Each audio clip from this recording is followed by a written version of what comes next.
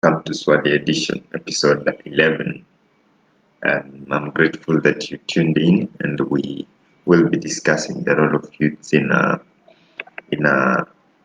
we'll be discussing the role of youth in the budget making processes. So when you talk about the budget making processes, we're talking about the processes that bring about uh, public public resource allocation, public resource mobilization, public resource utilization, and accountability. I will first of all apologize for I'll first of all apologize for the hiccups that have ensured that we didn't start the episode 11 as had been scheduled at 9, but thankfully we are here now. I had a problem setting up for these on my PC, but we're doing this. Thank you. So I will start by recapping what we talked about last time, the PEM cycle, where we were talking about the process that starts in August uh, with the PEM cycle. Let me check.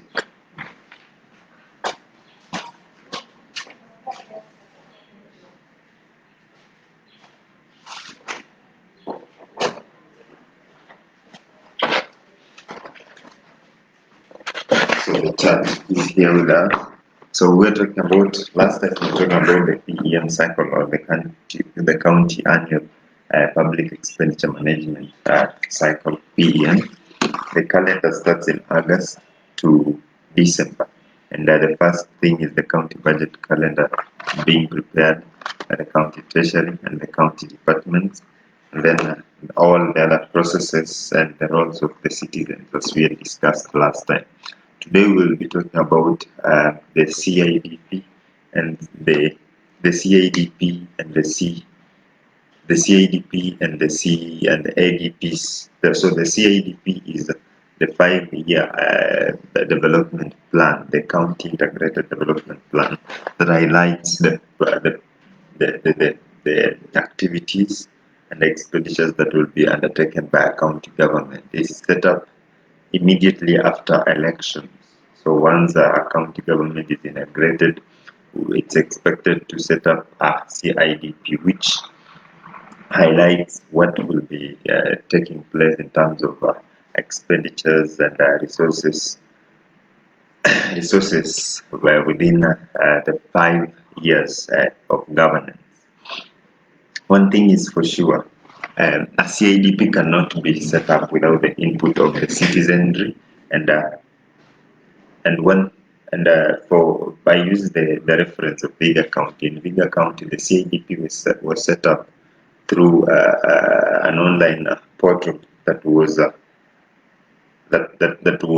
free, that was open for input of the citizen through logins, and also citizens could write memorandums, MOUs, and other input in written or through verbal statements. So during meetings where the CIDP was now completely drafted, and what was clear about the drafting of the CIDP was that the CIDP was drafted by a method that involved uh, the citizens. Now, my question is today, how effective was the CIDP, the setting up of the CIDP, in including the youths, not just the youth as an input, as coming up with what the activities that would be undertaken, but including the youths in the complete budget making process, and giving them a percentage that is equivalent to resources, percentages of resources that would be equivalent to bringing the youth affairs to a better level. Now, I cannot talk about the CIDP as having set aside resources that are enough for youth, because the resources that were set up then were only projected, so they were just projecting what would be done. Now the real things come in the ADP, the Annual Development Program, the Annual Development Plans, and these Annual Development Plans are such that they set out what a government is going to spend, what a government is going to spend, how a government is going to spend, and in Viga County, the Annual Development Plan for this financial year has been set up, and we can notice that it has allocated a number of resources to the youths. When I'll be going through the annual development plan, I'm going to really request that you be very keen on the financial details, because that is the more important aspect of a plan. If it is not clear on what resources will be allocated to who, what, and where, and how effectively those resources will be accounted for, then we just say that the process is not as inclusive as we hope for. So I'll be reading through mainly the 2021 annual development plans, allocations towards youth,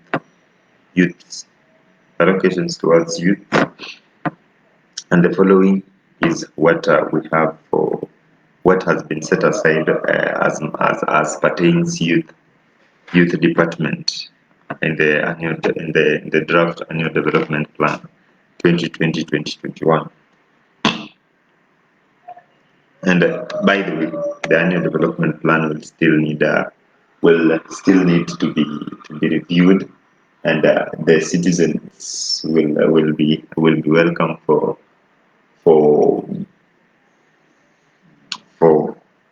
will be giving their input as within set timelines as per our public expenditure management cycle calendar. So the department of all departments are allocated resources, and in the department of youth, the youth department, 38 page 122 of the annual development plan,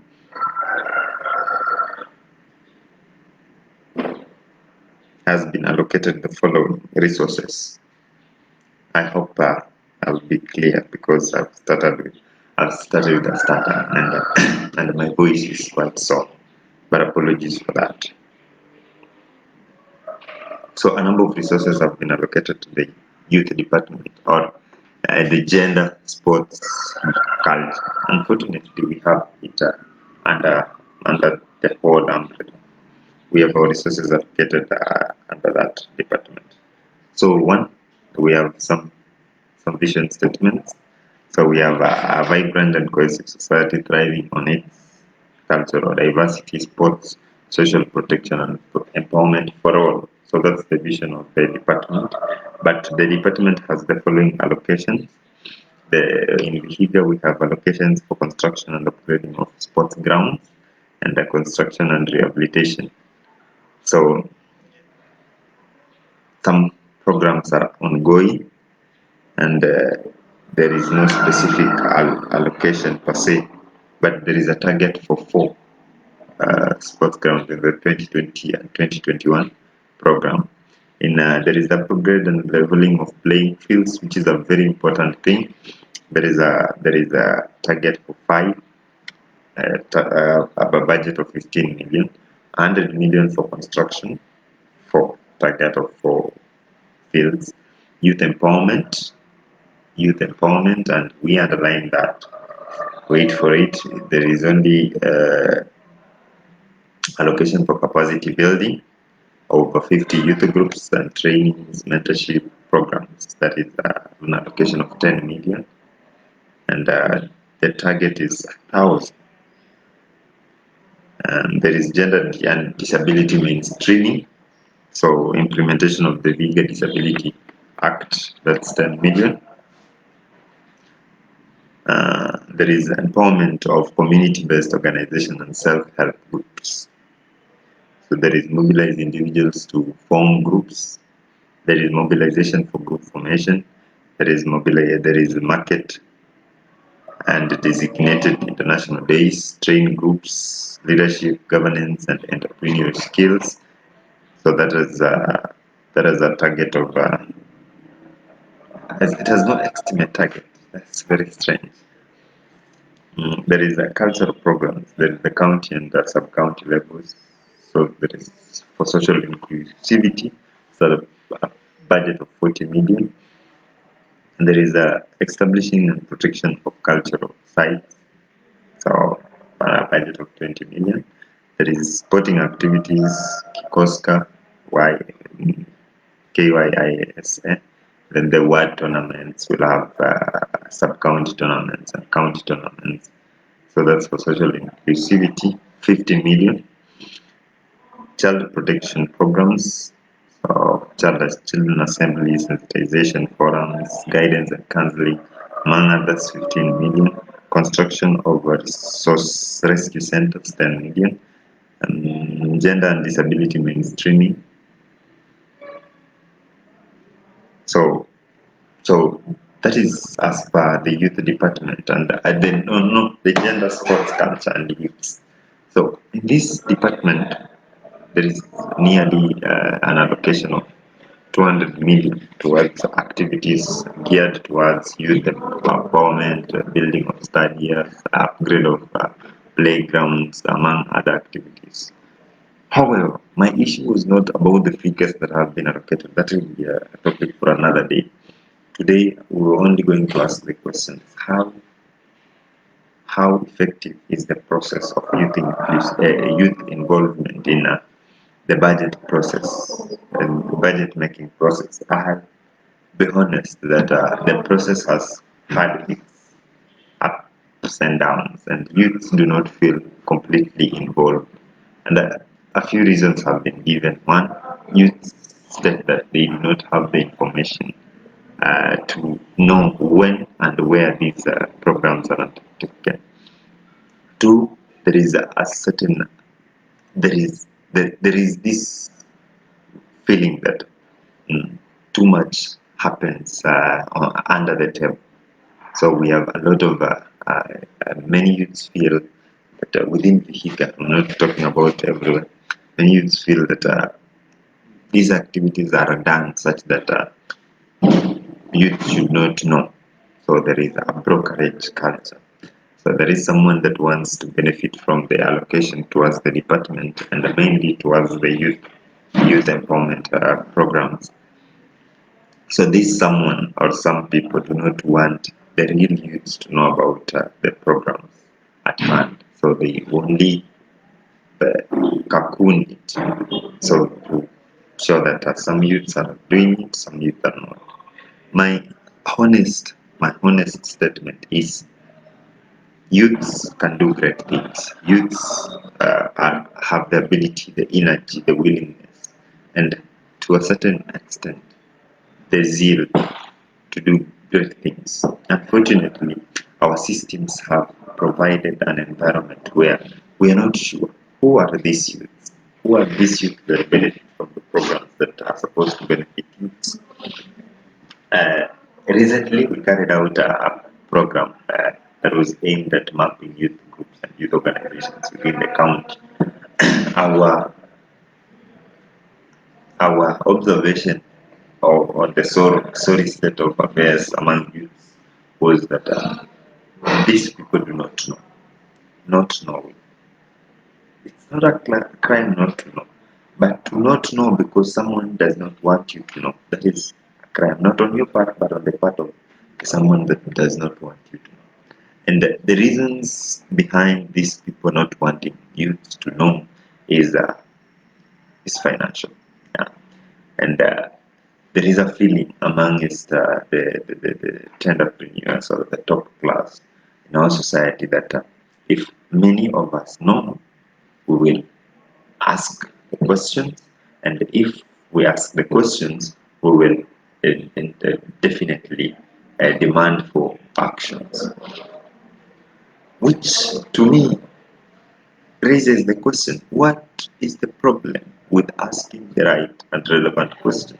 What is the problem of coming forward and demanding that government, private sectors, non-governmental organizations act in a way that they provide opportunities for the unprivileged in society? What is the problem in that?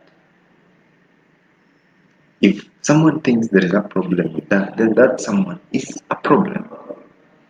We are not saying the whole of government is messed up. We are not saying the whole of private sector is messed up. We are not saying that non-governmental organizations do not want the right things to happen. But we are saying that someone does not want the right things to happen. And we only request that this someone or some people come up. Be honest about your intentions. Tell us, we do not want this to happen because we think if it happens, this and that is possible.